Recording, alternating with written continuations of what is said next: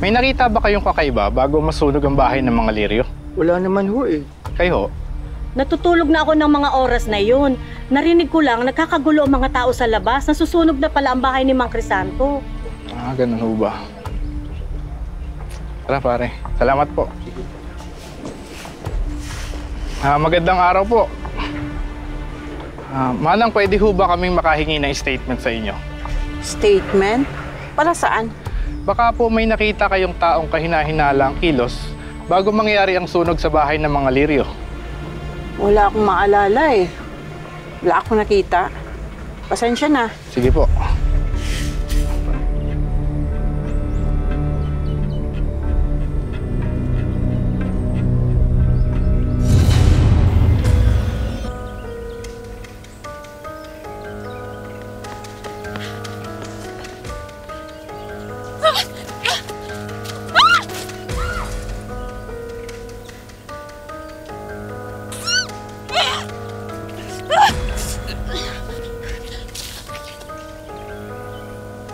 Berna, naglaga ako ng kamote. Gusto mo ba?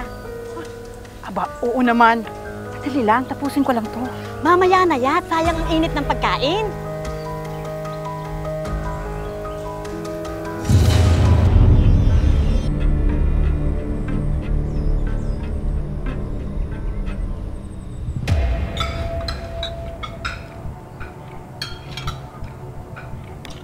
Tinawag sa akin.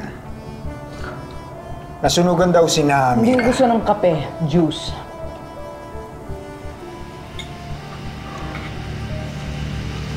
Patay si Crisanto.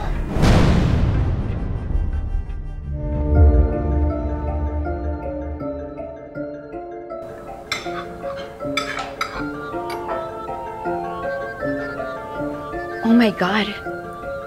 The Jungle Girl's father is dead?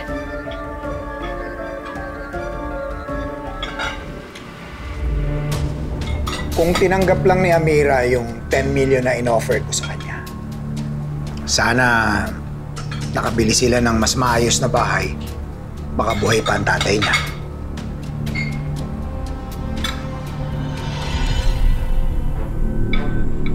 Condolences. Rest in peace and all that.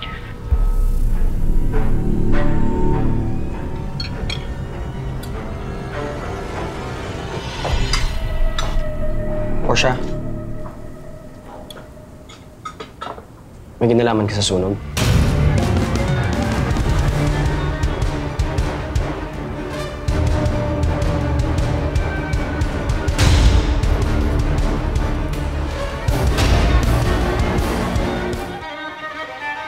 Kuya, seriously? Saan naman ang galing yun? Ang dali sagutin ng tanong ko. Oo o hindi? Seb, hindi ko gusto ko sa pumuputay sinasabi mo. Drop it.